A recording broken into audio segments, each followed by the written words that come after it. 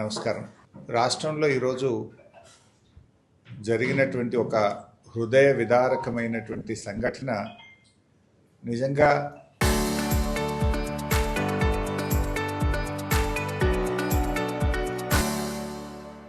నాతో పాటు ఒక మధ్యతరగతి పేద కుటుంబాలందరినీ కూడా కలిచివేస్తూ ఉంది.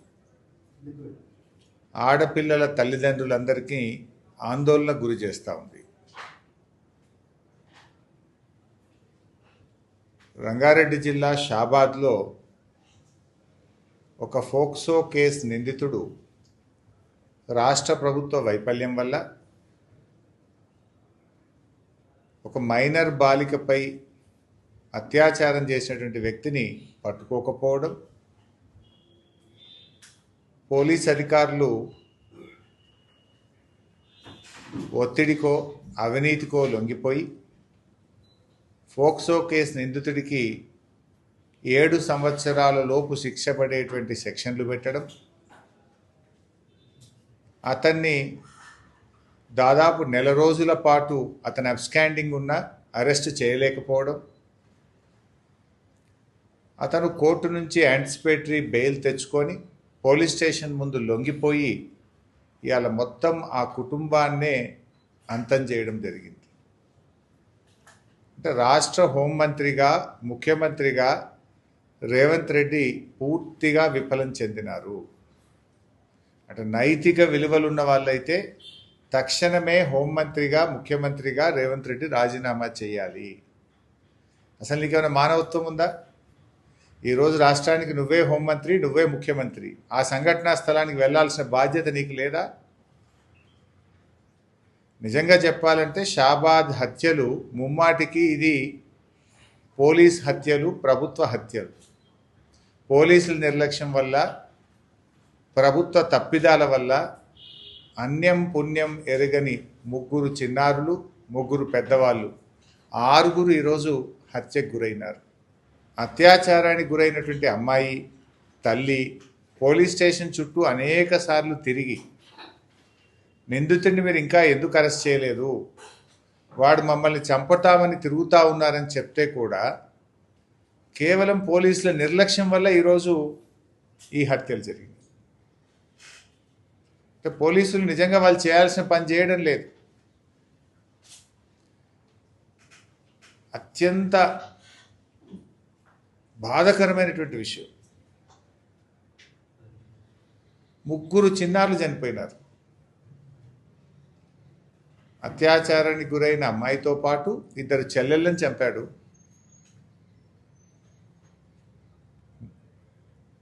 వాళ్ళ తల్లిని, నాయనమ్మను అందరినీ కూడా చంపడం జరిగింది. ఇంత తీవ్రమైన సంఘటన జరిగితే రాష్ట్ర ప్రభుత్వానికి కనీసం చీమగుట్టినట్లేదు రేవంత్ రెడ్డికి. ఇంకా బాధ కలిగేది ఏంటంటే ఆ కుటుంబంలో ఒక అమ్మాయి మిగిలిపోయింది. ఆ అమ్మాయికి మూగది, చెవిటిది, కాలు లేని వికలాంగురాలు. పాపం మాట రాదు, చెవులు వినబడవు, కాళ్ళు నడవలేదు. పూర్తిగా కుటుంబ సభ్యుల మీద ఆధారపడ్డ ఒకే ఒక్క అమ్మాయి మిగిలిపోయింది. ఆ అమ్మాయికి అన్నం తినిపించాలన్నా, ఆ అమ్మాయిని వాష్రూమ్ తీసుకువెళ్ళాలన్నా ఈ కుటుంబ సభ్యులే అన్నీ చేసేవారు ఆ అమ్మాయికి. ఇప్పుడు ఆ అమ్మాయి పరిస్థితి ఏంటి? ఆ అమ్మాయి జీవితం ఏంటి? పాపం చెవులు వినబడని, మాటలు రాని, నడవలేని ఆ అమ్మాయి జీవితాన్ని ఒక్కసారి ఊహించుకుంటే గుండె చెరువవుతుంది. ఇంత కర్కశంగా ఒక ఫోక్సో కేసు నిందితుడు హత్య చేస్తే ఇప్పటి వరకు పోలీసులు వారిని పట్టుకోలేకపోయారు. ఆనాడు అత్యాచారం చేసిన తర్వాత కూడా పోలీసులు పట్టుకోకుండా నిందితుడికి సహకారం అందించి నెల రోజుల పాటు అరెస్ట్ చేయకుండా అతను యాంటిసిపేటరీ బెయిల్ తేవడానికి ప్రభుత్వము పోలీసులే సహకరించారు. ఇప్పుడు 10వ తేదీ రాత్రి 6గురిని హత్య చేస్తే ఇంతవరకు ఆ నిందితుడిని పట్టుకోలేదు. పరామర్శ కోసం వెళ్ళిన బీఆర్ఎస్ పార్టీ డిప్యూటీ లీడర్, మాజీ హోంమంత్రి సబితా ఇంద్రారెడ్డి గారిని మాత్రం చేజ్ చేసి పట్టుకున్నారు. సబిత గారిని, సత్యవతి గారిని, పద్మ గారిని. అంటే మీ ప్రతాపం ఎవరి మీద? మాజీ హోంమంత్రి, బీఆర్ఎస్ పార్టీ డిప్యూటీ లీడర్, వారి మీదనేమో మీరు మొత్తం టీములు ఫామ్ చేసి టీములు పెట్టి మీరు వారిని అరెస్ట్ చేస్తారు. స్పెషల్ టీములు పెట్టారు. ఎందుకు? పరామర్శ కోసం వెళ్తామన్న సత్యవతి రాథోడ్నో, సబితా ఇంద్రారెడ్డినో, ఆర్ఎస్ ప్రవీణ్ గారినో, పద్మ గారినేమో వాళ్ళ ఇంటి దగ్గర నుంచి స్పెషల్ టీములు ఫామ్ చేసి వాళ్ళని అరెస్ట్ చేసి పోలీస్ స్టేషన్లలో పెడతారు.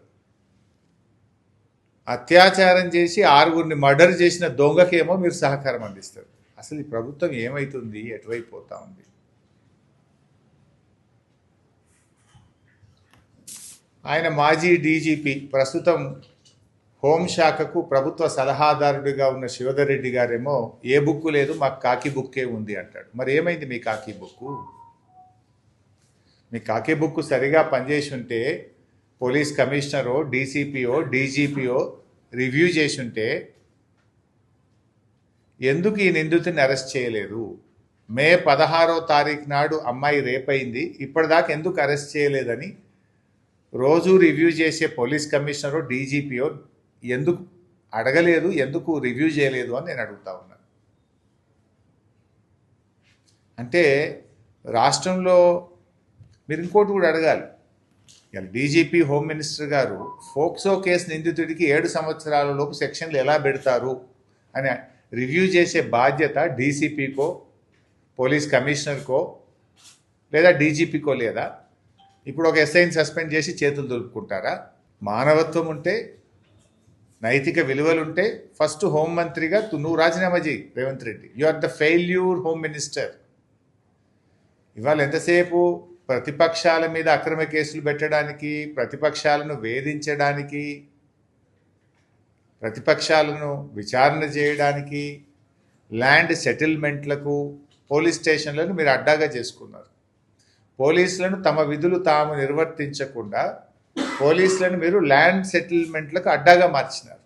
పోలీస్ వ్యవస్థను మీరు ఇలా రాజకీయ వ్యవస్థగా మార్చడం వల్ల ఈ ఇబ్బంది వస్తూ ఉంది.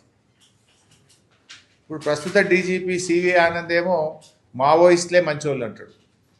పాత డీజీపీ ఏమో ఏ బుక్ లేదు, కాకి బుక్ ఉంది అంటాడు. మరి ఏమవుతుంది? అసలు ఎటుపోతుంది రాష్ట్రం? అన్యం పుణ్యం ఎరగని 3 చిన్నారులను అత్యంత కిరాతకంగా హత్య చేస్తే ఈ ప్రభుత్వానికి చీమగుట్టినట్టు కూడా లేదు. ఈ రాష్ట్రంలో ఆడపిల్లలున్న ప్రతి తల్లిదండ్రుల హృదయం ద్రవించిపోతూ ఉంది.